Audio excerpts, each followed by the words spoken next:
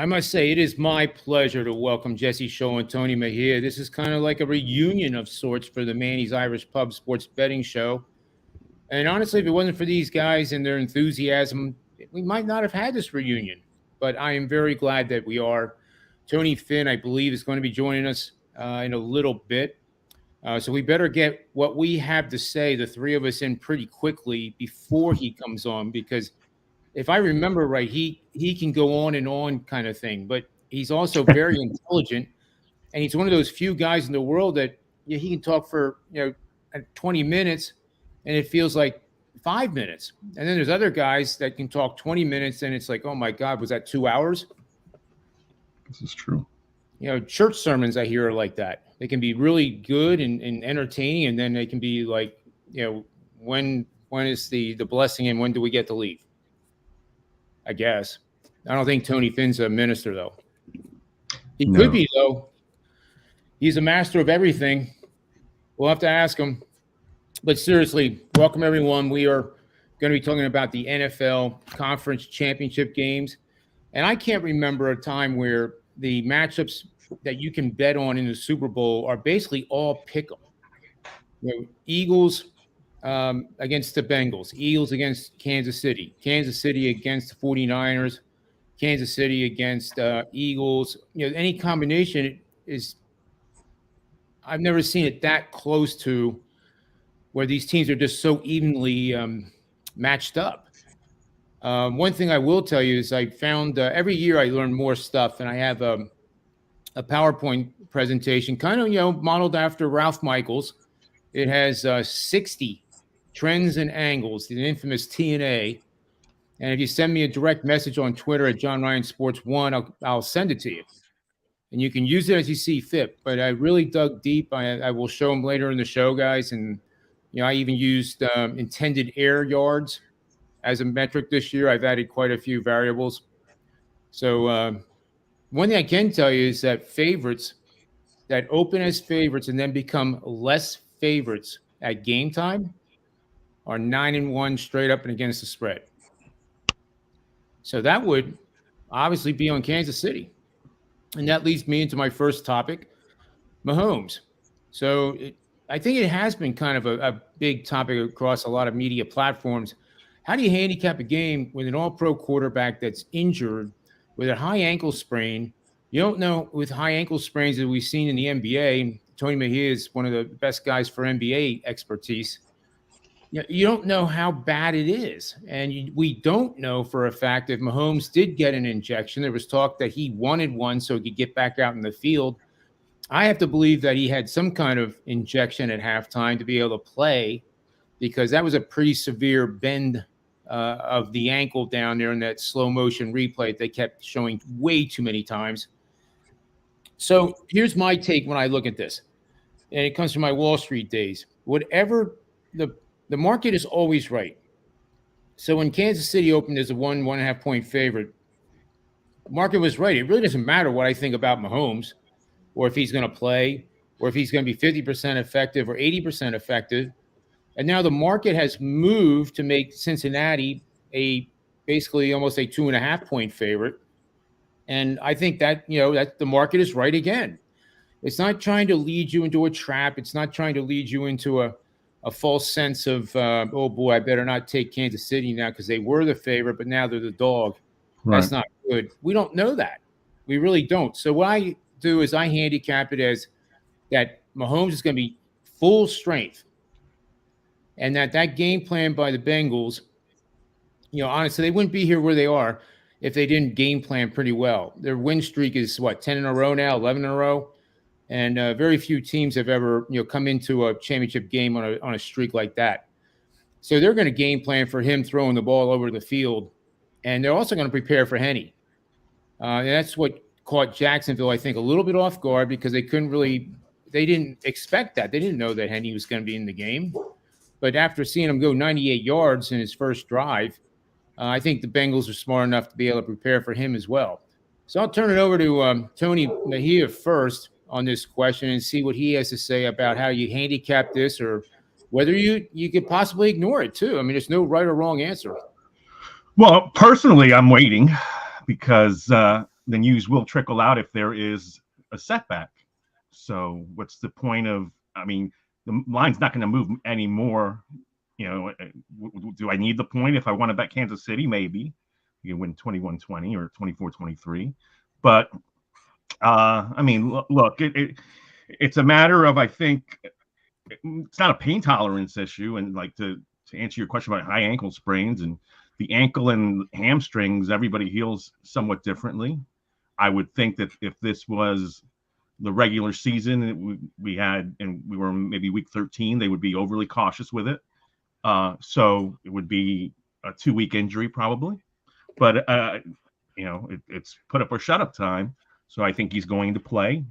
I've seen some preview shows musing about it, former quarterbacks and stuff, and saying, well, when you plant, it's going to affect you. It's going to affect your drive on the throw. But I mean, Mahomes has such a strong arm, such a command to that offense. They really don't throw the ball very deep unless they fool you into a blown coverage. I mean, it's basically you run your same sets and deviations out of those sets. And you've got Travis Kelce, who's the best of all time, in my opinion, in his position, commanding attention in the middle of the field and a bunch of fast guys around him. And, you know, a Jerick McKinnon catching passes out of the backfield, or a Pacheco to hand off to. So, you know, I would like Kansas City if Mahomes is 80%. I think that the Bengals really benefited from the weather, the fact that their offensive line was able to hold up against Buffalo's pass rush because they couldn't really get up the field. So, you know, this is going to be a different atmosphere. But then you also, I handicap weather in games. So I like to wait until it's closer because, you know, you usually try to get something up on a Monday, the day before, to beat a line. But at the same time, you've got to know, all right, well, the conditions are going to be fine. If it's going to rain or if it's going to snow, it's going to be different. So, but yeah, look, they survived Jacksonville. Maybe if it wasn't any other team but Jacksonville, they wouldn't be here. But you know, I think if you hear, and I just saw before we started the show that on Thursday, today he has practiced. So I would think that you know, maybe they give him a rest day. You Friday or Saturday, I'll walk through, and then you roll the dice. And if you're rolling with Kansas City, you're rolling the dice. Yeah, I like it. Jesse, you and Tony and I were talking before we went on the air that I found this one trend, a favorite that almost is a favorite, obviously, and becomes less of a favorite or even a dog, like Kansas City is right now. That has produced a 9-1 straight up and against the spread record in the conference championship. What do you think of that? And how do you address this Mahomes thing? And do you worry that Mahomes will play a quarter and then I mean, here's a question for you. Will the Bengals go after that ankle on tackles? I mean, not that they want to hurt him or put him out of, you know, severely injure him, but will they try to, you know, get little hits on that? I'm sure they will. Whether they'll get away with it or not is another story. But I think the Chiefs are going to game plan to keep him upright and not put him in position to get hit. You know, and I think that's going to favor props for Travis Kelce, shorter passes, quicker moving offense. You don't want him dropping back and holding on to that ball. Certainly not going to be able to run around in the backfield like he normally does. So yeah, I think it changes the way that Andy Reid is going to have to approach this game. I'm probably going to stay away from the side in this game just with some of the uncertainty. I probably attack the prop market. I do like Kelce regardless, as long, even if Henny's in there, really. I mean, I think at the end of the day, Kelce's going to get his. But I also think that there might be some recency bias at play for people backing the Bengals. A lot of people seem to be really high on the Bengals. And, of course, really impressive win in Buffalo last week. But was that the Bengals, or was there something wrong with Buffalo? I think that game says maybe more about Buffalo than it does about Cincinnati. And you got to remember 2 weeks ago, they were playing at home against a second string quarterback and a team that, wasn't expected to be very competitive. And they were extremely lucky to win that game. It was a tie game. Ravens going in for the go-ahead touchdown, fumble, and that's the game-winning score. Is that fumble recovery return for a touchdown? So, I think I'm gonna lay off the side here, focus on the total and some props. That's how I'm gonna play it. It seems like anytime he says they're going to lay off the side, I don't know what's wrong with me, but I started thinking in-game live betting. And I am serious about that because I've given that a lot of thought. It's hard to give that, as a premium bet to your clients, but you can also give the strategy because, as you guys know, I always said, before the game starts, you better have a plan of how you want to attack live in-game betting, or you're probably going to have less money than when you started. So I think this is going to be one of those games where there will be several lead changes in both games, in my humble opinion. I don't think I don't think there's going to be any blowouts. I think the market has really got this priced correctly, and it's just going to come down to literally fourth quarter turnovers. And the thing with Buffalo, Jesse, I agree with you. I think Buffalo ran out of gas. They also were not the team they were in the beginning of the season. If you look at their defensive statistics kept getting weaker and weaker, and I track it on a 3-game moving average, and it kept getting lower and lower and lower numbers until it finally caught up with them. And, that's why they're not in the conference championship this year. But it's something they can fix, I think. They're going to have a good first-round draft pick and just go at it again next year. They seem to own that division now, and they should be back again.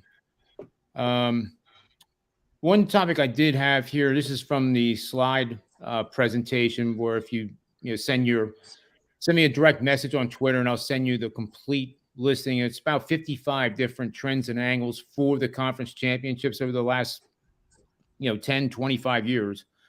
But third down conversion. Teams that had converted between 55 and 65% of the red zone scoring opportunities during the regular season. 27 and 23 straight up, 28 and 22 against the number. No big deal there, right? But 33 and 15 over for 68%. And that applies to betting the over in the 49ers Eagles game.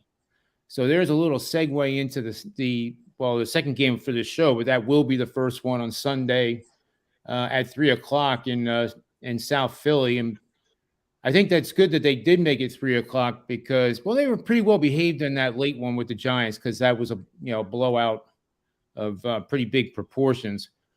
But how do you see this game, Tony Mejia, with the 49ers? I mean, everybody says it's strength against strength. I know that the SOS strength of schedule for the 49ers has been pretty darn weak in the second half of the season. In fact, since week 12, they've had the easiest schedule of any team in the NFL. So I don't know how to make, it seems like if you run and run and run at Bosa and keep running at him, that could be the solution that gets the Eagles into the Super Bowl. How do you see it? Another game that we have to at least be concerned about. Hurts and his shoulder. McCaffrey didn't practice on Wednesday. So, keep monitoring stuff. But, if both of those guys play as they should, I think it's a situation where you probably trust the San Francisco defense a little more than the Philly defense. But Philly's offensive line has held up so nicely all year. And Philly's defense, I think, is more underrated than people think. I think everybody associates the Eagles with, that Hurts-led attack where you've got two great receivers on the outside and a running game with multiple guys. Miles Sanders had a hell of a year and that can run it down your throat. So San Francisco, the concern with me is Brock Purdy, not that he hasn't overperformed, but his home road splits are what they are. He hasn't been as effective on the road. He had issues against Dallas at home, and that's a pretty stout defense that played well. So, I think Philadelphia is rightfully favored. I'll leave it at that. Let me pick up on that because I know a lot of people are talking about Purdy being a rookie, and a rookie's never won the NFC Championship game. A rookie's never won a Super Bowl. But I look at Jalen Hurts, and I think there's just as many questions to ask of him. I know he's had a great season, but we've seen plenty of quarterbacks have great seasons, multiple great seasons. Let's think of a guy like Lamar Jackson, MVP, and when's the last time he won a playoff game? Hurts last year against the Bucks, 258 yards, a touchdown, and 2 picks on 23 of 43 passing. I'll take you back to the national championship game with Alabama. He got benched in favor of Tua, who won the game with a walk-off touchdown against Georgia. I haven't seen Hurts prove it to me in a big game in college or in the pros. So I'm skeptical that we should be that much more confident in Jalen Hurts than Brock Purdy at the moment. Well, here's a question for you, Jesse. The fact that the Eagles use 5 running backs and Hurts technically is the 6th one, and they have Brown and Smith and a pretty good tight end in Goddard. Do you think that takes the pressure off of Hurts where he doesn't have to do what he had to do at Alabama, perhaps? I mean, if they're effective, but how effective can you be against the league's best defense? I guess that remains to be seen. I mean, you did mention running it at Bosa. That maybe that's going to be effective, maybe not. It seems to work against Micah Parsons, and he got that rush kind of minimized because every time that he has to make a tackle, Bosa, what is Parsons, it takes a little bit out of you, and just like when they hit the quarterback, it takes a little bit out of the quarterback. It also takes a little bit out of that defensive end having to exert all that energy to get to the quarterback. So, I just was. Couldn't you make that argument for both teams, though? I mean, technically, Purdy shouldn't have to do that much either with McCaffrey and Mitchell and Debo and Ayuk, and I mean they're going to present a lot of the same problems, aren't they? I sometimes think in the research that the 49ers actually have more athleticism on the offensive side that isn't discussed, and you just nailed it right on the head. And that Eagles secondary has played very, very well, but if they're constantly being attacked and Purdy is not afraid to throw the ball, he's been executing a fairly simple offense to near perfection. And if they add a few wrinkles into this why not throw a few wrinkles into it? You're talking about an offensive genius as a head coach. It stands to, a little bit more play action, a little bit more twists, and, there, lo and behold, the Eagles defense gets, confused. I definitely see that scenario. As much as Shanahan's an offensive genius, I should point out that he blew a double-digit lead in the fourth quarter versus the Rams last year in the playoffs. 2020 Super Bowl against the Chiefs, double-digit lead. Instead of running the ball in the fourth quarter, Jimmy G throws a 20-yard pass, gets picked off. Chiefs come back, win and cover, and then the debacle with Atlanta and New England. All 3 losses combined 53-0 in the fourth quarter for Kyle Shanahan. That's a bit of a trouble signal for the 49ers in the fourth quarter. And he's got that might go to your live to help Purdy, on the road in a situation like this. He's got to be on point. That's a good point. That might play into John's comment about live betting. Your plan if the Niners are up 10 at halftime or going into the fourth quarter, do you sprinkle a little bit on Philly to get the come from behind win? Knowing the history there. I'll have that report done tomorrow too for anybody that's listening. I did this for the divisional round, and it really was enlightening. Teams that score the first touchdown of a game. Now that doesn't mean 7-0. That could be 13-0 because the first 2 scores were field goals, or 10-0. Whatever number that is, it has to be 7 or more. And that actually gives you then the value to bet the other team. And I can definitely make a case on both of these games that, the idea of going for the middle, I can't talk myself out of it. I think there will be multiple scores by both teams. And if that happens, you want to fade that second score. If you've never done it before, it's going to feel really weird because, a team that's up double digits, why am I betting the other team? But believe me, I think that is a pretty good strategy. And in the divisional round, I don't know what it is in this round, but I would think it's similar. Favorites that got out to that 10-0 lead only covered it like 52%. And that's on the closing line. That's not even the line you would get in game. Obviously, you would get a heck of a lot more down 10-0 with a dog. So I think that's something to keep in mind. So the last thing on this game, I mean, the player who scares me the most if I'm Philadelphia is that Talanoa Hufanga, because I think he's the best defensive player the Niners have, even though they have bigger names. Just his speed coming in on the blitz, his ability to potentially cause a fumble in coverage. That kid is pretty impressive.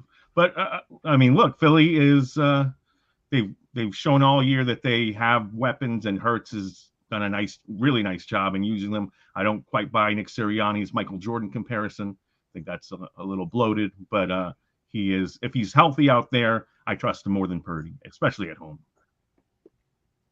Tony Finn is sending me messages here. I just thought I'd let everybody know that he is somewhere. He's telling me that I need a haircut and that I'm on strike making a statement or somewhere in the Eastern Seaboard Islands. I believe that's directed at Jesse. But he said something about my neck as well. I don't have to get a neck like Jesse's, you have to work out. I mean, does Tony Finn work out? He says he's backstage and you won't let him in.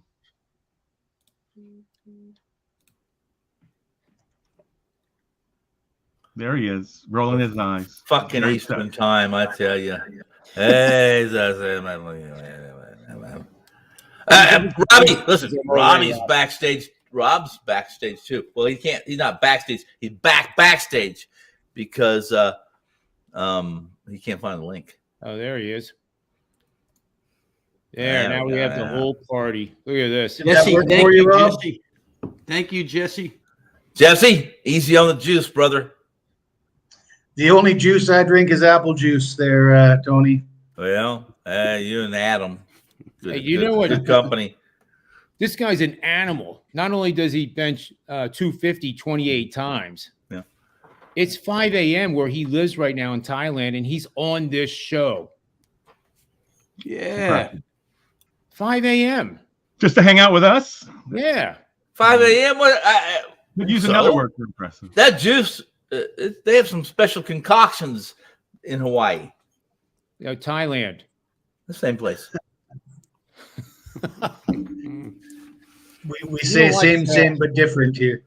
You don't watch Jeopardy very often, do you, Tony Finn? What's that? You watch Jeopardy at all? I would think Jeopardy is a thing. Is a thing that I do the best to my utmost skill set to avoid Jeopardy. Don't avoid Jeopardy.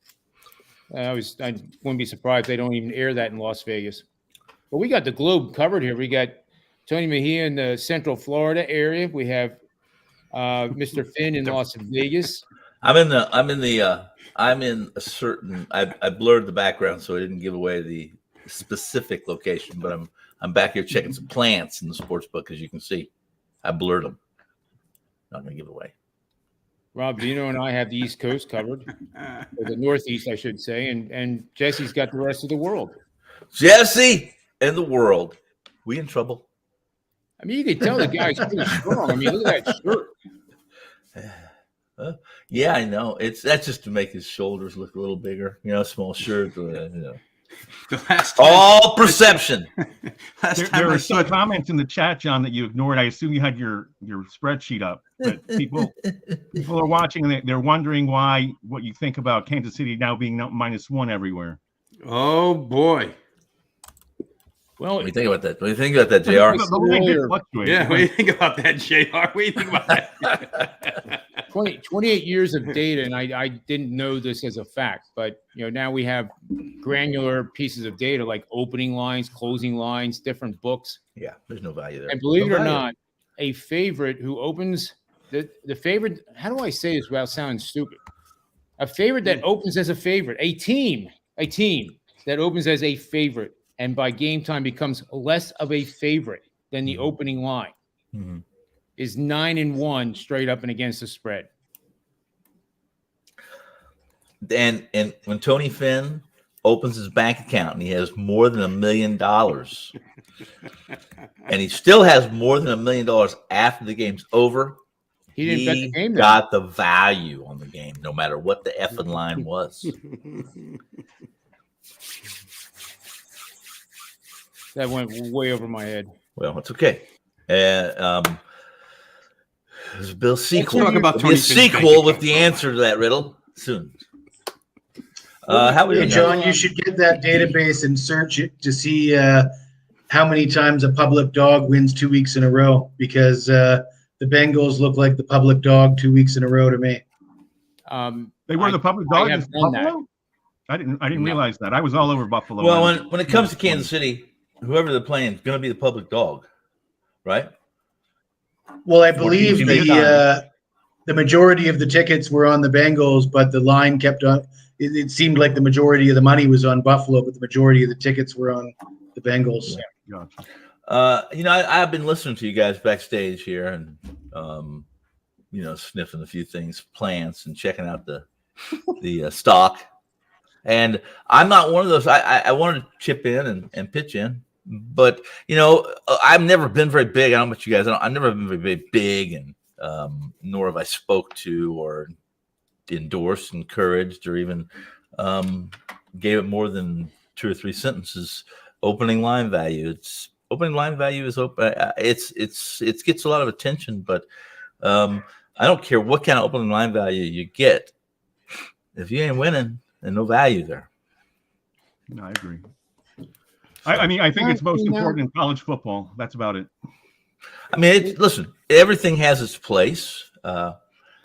And I suppose over the course of if you have a big sample size over time, and if you're getting the best number every single time Vegas puts a game on the betting board, then you're probably going to, unless you're damn unlucky in the long run, you're probably going to be a winner. But who's got that kind of time? I'm dying tomorrow. I want a winner tonight, baby. Shit. Yeah, but you won't be able to spend the money tomorrow because you're dead. I don't care about spending the money. That's not. I never get to spend any of my money. You been married, John? You married? You're married? What the hell's wrong with you? I never get to spend any of my money. I don't care to. Really don't look. You see how I dress? You see I haven't had a haircut in about a year. I haven't shaved. I don't care about money. No, but we But I see like what to you win it. drink. You like to spend money. We see what you drink. I'm down to I'm down to dandelion wine and some the plums have ripened, so we got some plum wine too. Top shelf. Yes, sir, baby. Good stuff. Yeah. Hangover the bitch, but it's good stuff. Well, some of my my angles. I did the. I guess I made myself into Ralph Michaels on steroids. Ralph Michaels. Would it be our Ralph Michaels? Or would it be the guy that does that show at night? The sports machine. No, your George Michael. Yeah. One of the Not the one that sang Faith either. The older Same George. thing. Right. Not the one Same that thing. was in the Hawaii public restroom. Michaels, Taiwan Michaels, same damn thing. Now these I'm just going to read these off, and then you can tell me they're worthless, or you can say, John, you really need to go see the therapist, or John, what all did the you just above. say? The team that averaged a higher first down percentage of total plays run during the regular season. 26-16 straight up, 23-19 against the spread, 25-16 to the over. There's a theme here, and it's over. That favors a bet on the Eagles and the Chiefs over in each game. If that home team earned the bye in the wild card round and didn't play a game, obviously, 22-12 straight up, 18-16 against the spread, so nothing there, but 22-11 to the over, 67%. Favors a bet on the over in each game. Top seeds that held their previous opponent to no points in the first quarter have yielded a 10-13 straight up. Eagles 9-14 against the spread, but 17-6 to the over for 74%. So that'd be a bet on the over in the Eagles game and a slight lean to the 49ers. Home teams that had allowed an average drive of 30 or fewer yards during the regular season. So the opponent, for all the opponents they played, every single drive, they averaged, that defense allowed 30 or fewer yards per drive during the regular season. 13-3, straight up 11-5 for 69%, 9-7 over under. But again, that supports the Eagles. And the Eagles were number 2 defensively in average drive yards allowed. Last one, the team that had the better defensive passing first downs per pass. Did you get that one, Finn? Defensive passing first downs. That means the play was a pass and it was a first down. For the whole season per pass during the regular season went 7-1 against the number, 88%. That favors a bet on the 49ers. So I said to bet the Eagles on a good angle. I said bet the 49ers on a good angle. How do I decide what the hell I'm going to do? I'm going to send all this tape. I'm going to send this tape to Mel Kiper. Let him fight for all this crap. I don't have a clue where I'm at even. I'm lost.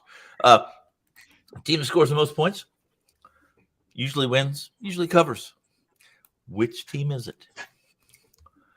Especially with this What line, do you these think lines of so the- short. What do you think of the Eagles and the 49ers here? I You like have the a pretty Eagles. good pulse I like of what's the Eagles. going on there. I like the Eagles. What do you think? Rob? I listened to Jesse say something about hurting big games. Well, it matters. It matters what Jesse brought up. But the thing is, I guess if you're going to use that metric or that measure, that piece of measurement for each team, then I think probably the best thing in the Eagles and the 49ers game would be to just set the two quarterbacks aside because Purdy hasn't done anything. Purdy hasn't done anything other than exceed expectations, huh? I think that's the point I was trying to make. Good. Yeah. Is just that not to hold it against the 49ers that they've got a rookie when your starter it hasn't proven anything to me. So no, yeah, I would agree with that. Set the quarterbacks aside is exactly what I was. This year, rookie quarterbacks were exceptional. Young quarterbacks were played contrary to what history has shown us. Young, inexperienced quarterbacks. Take a look at the rookie quarterbacks this year that played in their starts, and they're well above. They were profitable, which is an aberration to what we've seen. I mean, I can name. I've lived and died by blindly betting against rookie quarterbacks over the last 20 years, and have had my disappointments, but many more parties because of what it brought home than disappointments. So. You think the college football game is kind of like a version of the pro game versus 20 years ago? Yeah, it was a totally different style of game. They used to run that the wishbone, wing tee, Delaware wing tee. Wing there tee. You go. I think your the trends are tough to swallow in the AFC because you've got Mahomes, who any way you slice it's going to be limited, and you've got Cincinnati playing with a 3/4 of or 3/5 of a brand new offensive line. Limited by, when you say limited, what do you mean by limited? But limited by his ankle. He's not going to be Patrick Mahomes. He'll be. Who is Patrick Mahomes? But who is Patrick Mahomes? That's my question. This year's MVP. So who is? I mean, what does it do? Is it morph Patrick Mahomes into? He could pull a rabbit out of a hat and turn a winner into a loser late. That's what we've seen him do time and again. Right. And then the other thing with the Bengals, like impressive that they got up to a 14-0 start against Buffalo, but Buffalo blew that game. I mean, Buffalo had drives of like 12 and 10 and 15 and couldn't make the play when they needed to. And it was just a bad day and in rough weather, and Josh Allen wasn't as good as Joe Burrow when he needed to be in the red zone. I mean, is in your opinion, guys, are Patrick Mahomes' numbers inside the pocket good enough to win this game? Yes. Are they? I mean, it can be. I would think that they're just going to go back to basics, like we said at the beginning of the show when you guys weren't here. It's going to be, get Kelsey doubled in the middle of the field and see what's out there and make a quick read and a quick throw, so you're not moving around too much. Do you guys? I don't know how you feel about Cincinnati and that coaching staff. I think they've done a pretty good job. And I think they came from a tree that still has a lot of question marks. In truth, however, if you're going to come, if I have no question, I have a few contacts with the Star and within that KC metro area and within Andy Reid, Holmes, and that staff. And my take on that is that I believe Mahomes. I trust Andy Reid will have a game plan that will not be limited. I don't mean limited like you. I think it'll be an expansion, and it will branch out from what he does well without having to throw the ball 60 yards downfield, which is where I guarantee you he'll have a problem with that ankle pushing off on that. That's right. Just the case, and that he's playing outside. There are some elements. It's not a vacuum. When this first happened, I came out and I made some unders and I released some to my clients on the under in the game because I also believe there was a chance that there was going to be 20 degrees in the kickoff with possible 15, 20-mile winds. And so at that point in time, I didn't even care about Mahomes' injury or his limitations. My question was, does a 20-mile-an-hour wind in 20-degree weather at Arrowhead reduce the importance of the passing game? So all those things started coming to mind. Now the weather's changed, guys. Now it's back to being just a 10-mile-an-hour wind, which is not a big deal. DJ Reader. And Mahomes and Reid gained nothing by being deceiving on what they think his limitations are in this game. This is against a divisional opponent, in my opinion. Cincinnati is almost a divisional effing opponent for the Chiefs. They've played so much each other so much the last 2 years. Almost like a divisional opponent twice. I mean, they know each other. They know what they're going to do. So there's no secrets really in this game. This game is going to be a lot more than just the two quarterbacks, in my opinion, and a heck of a lot. And I think a lot of it's going to have to do with what Andy Reid comes up with for this game, because there'll be a couple plays that surprise you that maybe didn't seem to fit the criteria of the moment, and it'll be Andy Reid. And there's a very good chance those fail miserably too. He's had a few of those, but it's gonna be fun. And I'm not handicapping this game any different than I would had to be Holmes 100% healthy. I just don't think that. I don't think it behooves us. Behooves us to handicap. This is anything differently really. Maybe again. No stretch in the field with a 50 or 60-yard bomb. There's no Tyreek Hill anyway. So that's not even a concern. Hasn't been a concern of mine or even a factor or a variable this year when assessing Kansas City versus their opponent. Yeah, perhaps the Bengals offensive line issues might prove to be more of a problem than the injury to Mahomes. I mean, people seem to forget about that because it wasn't an issue last week. And I think just because it wasn't an issue last week doesn't mean it's not going to be an issue this week. Yeah, they don't give. I don't think the Chiefs get near enough credit for Spags. Is always everybody wants to dog on Spags, dog on the Chiefs defense, but let's be honest, the Chiefs did a much better job scheming for pressure this year than they have in the past, and they have a pretty good D tackle that can be disruptive in the backfield as well. So we'll see. That's gonna be fun though, guys. These are two really good games, two interesting games. First time. I'm trying to think the last time I saw two championship games with +3, -3 range. It's been a while, hasn't it? So we had two games on Sunday that were basically coin flips. I don't know. Yeah, it's been 2017 and then all the way back to I think 1998 that this has happened. Okay, yeah. So yeah, it's pretty rare. But that offensive line, Jesse. the reason I took Cincinnati last week was, the models came up with it for first and foremost, but then I go through the fundamentals, and that kid from Clemson, Jackson Carman, he might be better than the guy he replaced. He was a big. I mean, he just was destroying people in that first quarter, and I don't know if he is going to be playing again. He would be taking the position of left tackle.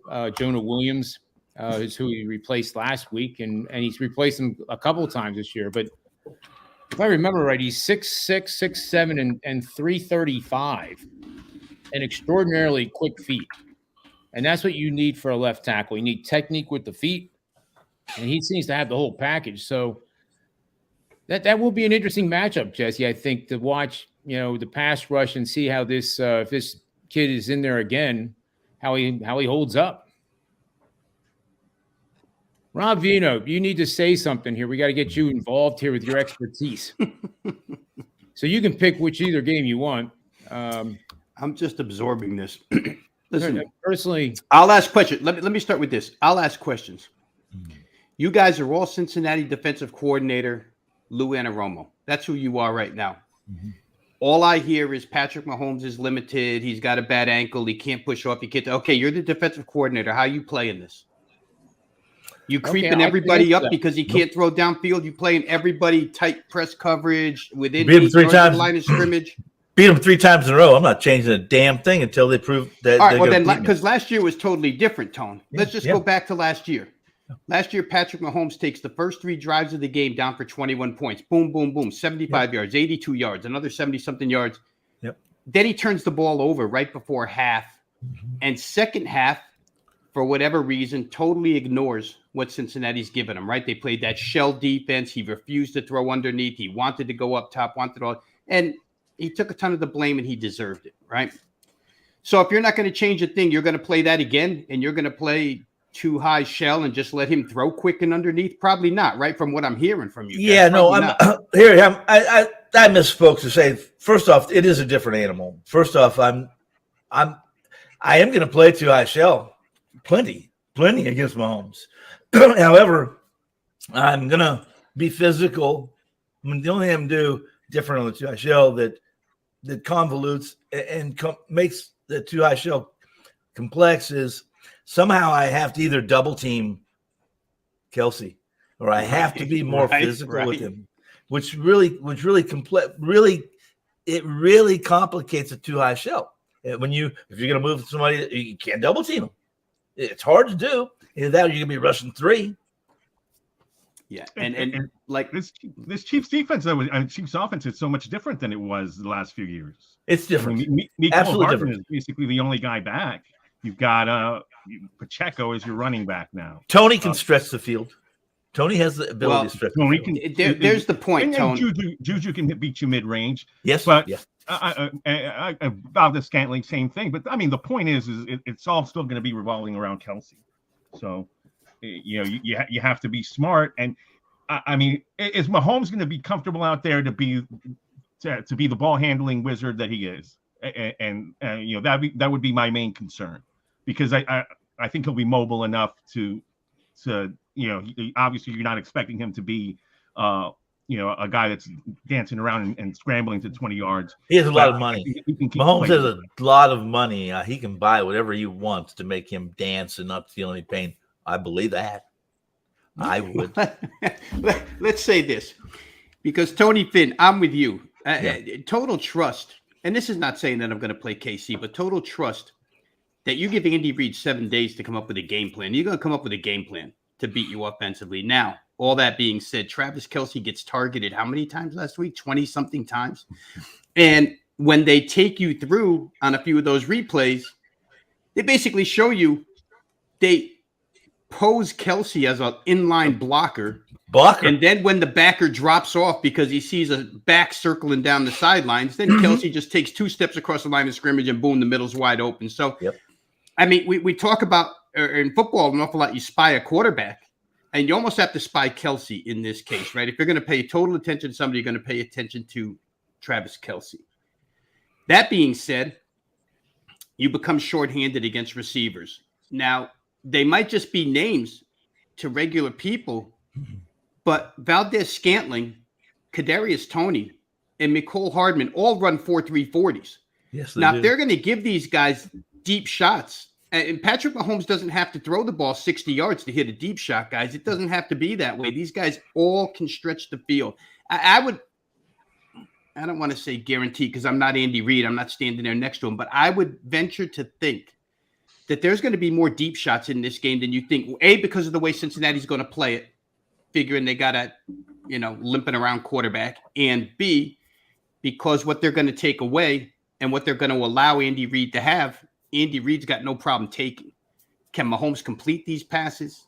I'm not sure. I think the only thing that gets taken away from Patrick Mahomes in this game on a, I don't know, what do we want to call it, 70% ankle, maybe 60% ankle? The only thing that gets taken away is his ability to run, right? He's not going to make big 20-yard runs out of the pocket like he usually does. But designing pass plays and having the weaponry and having Jerick McKinnon out of the backfield, I mean, if you want to go ahead and just triple Kelsey, go ahead. Be my guest. There's other ways, and they're smart. And to the point about offensive lines, there's just not enough credit given to KC's offensive line ever. And you want to blitz this kid with that offensive line and the speed that he has available to him, quick slants, quick posts, skinny posts, anything could break 60 yards for Kansas City in this game. So I'm not so sure that Kansas City's so limited offensively here, A, because of their head coach, B, because of the way Cincinnati might change up their game plan defensively. Listen, we'll see, but I just don't know that, A, the line should have flipped right away to Cincinnati. Right. Just because, and B, it should have flipped right back just because, all right, Mahomes was a full-going practice on Wednesday. The truth lies somewhere in between. Last year, what they scored? They scored 51 points. It took overtime, so 48 regulation. Here it's going to be 7 degrees. And we've only really talked about the Kansas City side. Guys, Tony Finn, you talked about Steve Spagnuolo. Man, he'll blitz. He'll blitz from every possible angle with every single person. And Buffalo really didn't do that last week. Now, you want to blitz Joe Burrow? Be my guest. Because that's going to lead to quick points on the other end, too. Yeah. You may sack this kid 6 times, but the 6 times you don't, he'll make 6 plays.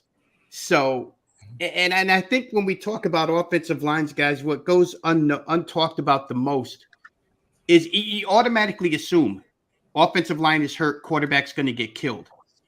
But nobody automatically says to you, offensive line is hurt, but they can still run block. Some offensive lines are better run blocking than pass blocking, and somehow, some way, Joe Mixon had 105 yards rushing last week. KC ain't that great against the run. God forbid they can set up the passing game with a running game here.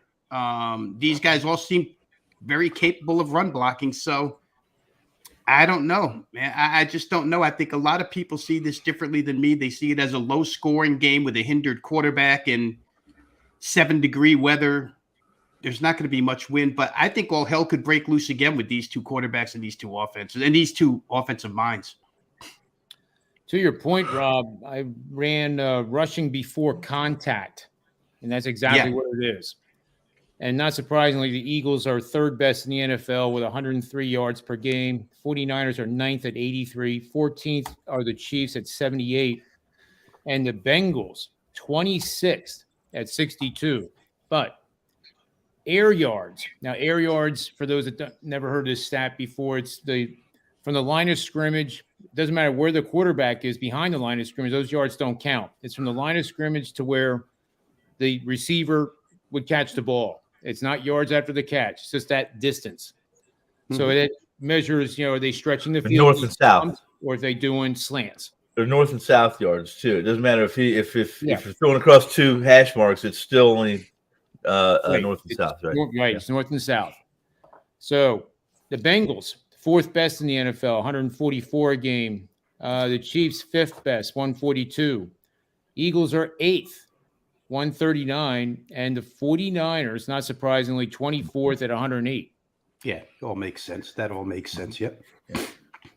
But, not getting away from the Bengals game that we're talking about, but I think that gives the Eagles looking at those 2 metrics, being 3rd in rushing before contact and being, 8th in air yards. It seems like they have both combinations. And come to think of it, they have been the team that you talked about, the cover 2 shell and the single shell where they bring the other guy up to defend the run. 2 deep is to guard against the bomb and the passing. Whenever that defense, especially against the Giants, would go to the two-man shell, the Eagles just ran the ball. And then when they brought a guy up to stop the run, they started throwing, vertical routes to Brown and anybody that was available. And I've never seen a team be able to transition like that efficiently. That's the thing that I think that Eagles have a pretty big edge in. Yeah, that game, because of the quarterback play in that game, John, I think it's a little bit different than if you come after Mahomes and Burrow, I got the ultimate faith Mahomes and Burrow will make plays. We're going to find out if you come after Brock Purdy, which the Eagles, right, they got 4 guys with 10 or more sacks. They're going to set a sack record, so they're going to come at him. And if you come after Jalen Hurts with Bosa and company, we're going to see how these 2 guys react. I would venture to put my money on Jalen Hurts more than I would Brock Purdy. The Eagles haven't blitzed that much either to get those 4. I mean, that's an and they don't have to, right? With the guys that they have, they don't. It's a key, and San Francisco either. I mean, very rarely do I see Fred Warner or Dre Greenlaw or any of these linebackers coming on blitzes through gaps. But where Purdy's concerned, you just wonder about him between the ears. Not only if he gets under pressure early, but what if he throws a quick pick in the first quarter? Well, especially in that stadium. Does that? He's a pretty solid kid. He doesn't get rattled much. We're going to find out. But neither does Jalen Hurts. But I just think I trust the other 2 quarterbacks under pressure way more than I trust the 2 in the NFC game. And all 4 teams can bring pressure. Let's face it. Why don't we go around the table, around the room here, I guess, and do our best bets if you have one. And it wouldn't be a show if I didn't do an NBA. What did Joe Ranieri call that when I used to do the NBA stat of the day? What was it called? We can't repeat that. It was stat of the day, but it was. We can't repeat that. But it was. I never understood why he was playing Mozart behind analytics. I didn't get that part. I mean, was that 1950s Father Knows Best music that he would play with the angle. I've got about 8 minutes, so if you could keep the stat of the day down to about 6, John, then we could do it. Well, I got it in about 10 seconds here. So we have here it is. And I picked this one for you guys because, yes, I was enamored last night with Ben Simmons, and he led the comeback in the third quarter when Embiid was kind of acting childish. And, for me, it just was – I like to see an athlete start to recover and play up to what their potential is. And there was moments where he looked like the guy that was scoring 24 points a game with the Sixers. So, I mean, he's not back by any stretch of the imagination, but he didn't look completely fried anymore either. I think he scored 12 points in that third quarter alone. But anyway, they are playing on back-to-back nights now. And let me get over here with this one. This will run right through automatically. We're going to bet on the road team playing with same season revenge. Our road team's coming off a home double-digit loss. That's all there is to it.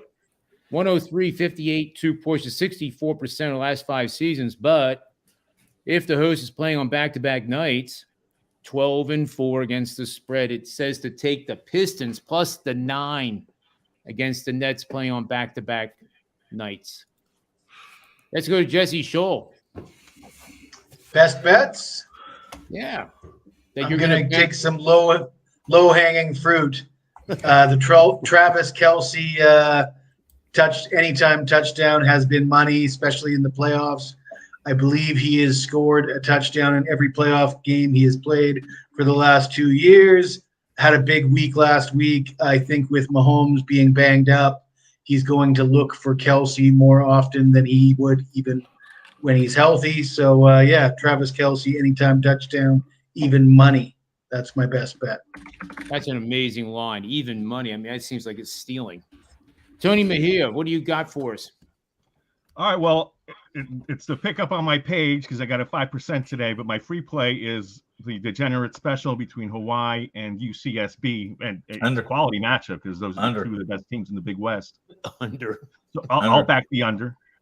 I'll back the under in that, and then I'm looking up something to give you 2 bonus best bets.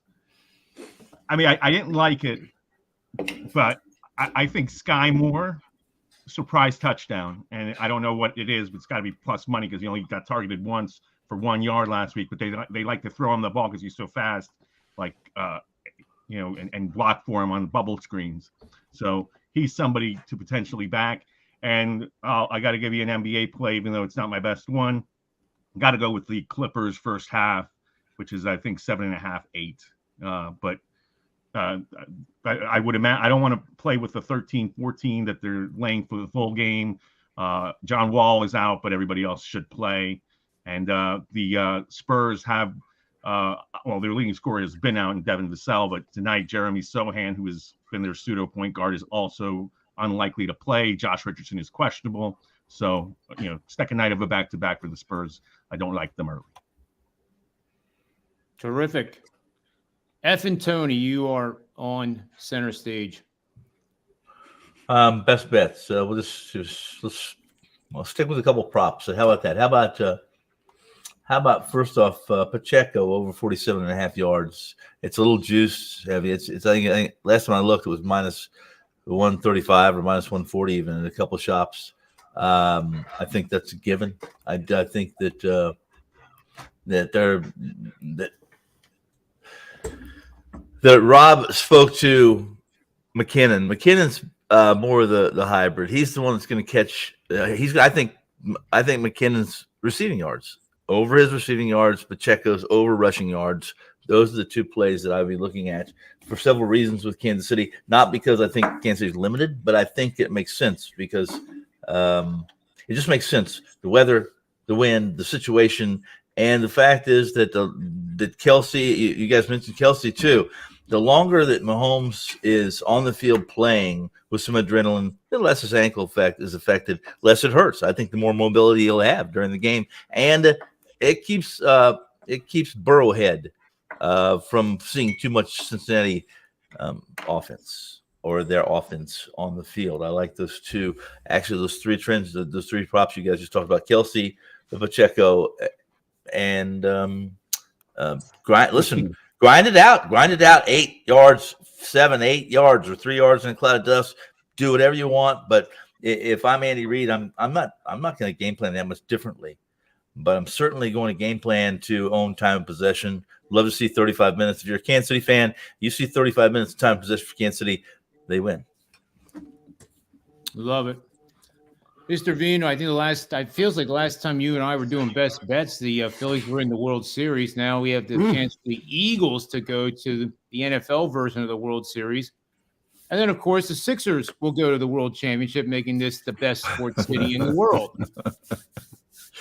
They're going to trade getting back, too. They're going to get your man back. They've certainly got the most creative fan base, John, because Lincoln Financial wouldn't allow people in for the 8:15 start until 4 o'clock the other day. So they realized that there was a lacrosse game over at Wells Fargo Center where you could buy $8 or $9 tickets, and they tailgated from 1 to 8 anyway. So you can't stop these people here in Philadelphia.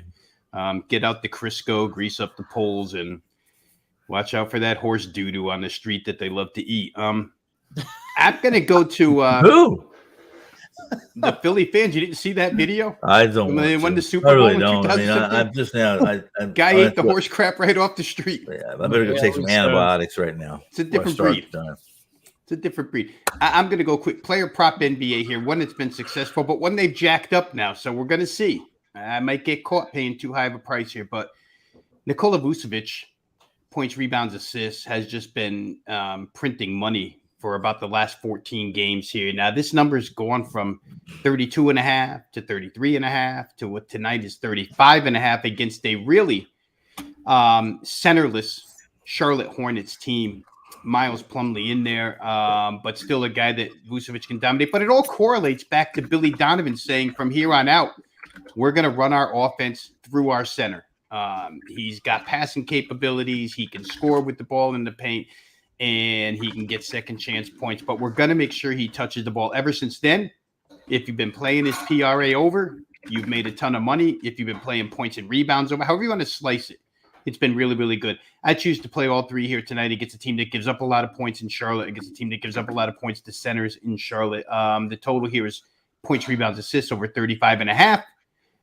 I figured the guy will have at least 20 and 14 and need 2 assists to get me there. So give me Nikola Vucevic PRA over 35.5. I like that bet a lot, actually. That was a great one.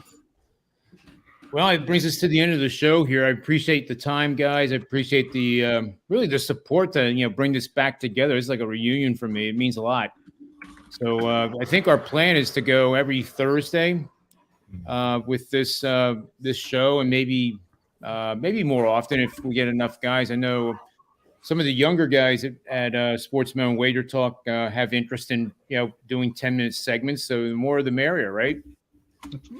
And Jesse, I'm telling you, get the badge of courage because it is 5:30 a.m. My wife and my daughter will be waking up to go to school in about 15 minutes. So time for me to go to bed. Are they attending the public system there in Thailand? Or are they private? They don't really have that same system here, Tony. Everything's private. Even there's no such thing as free school in Thailand. Nothing's free in Thailand. Just ask the pretty girls walking down the street. I shouldn't say there's no such thing as free, but yeah, I mean, you wouldn't. If there is any free schools, you certainly wouldn't send your kids there. Mm-hmm.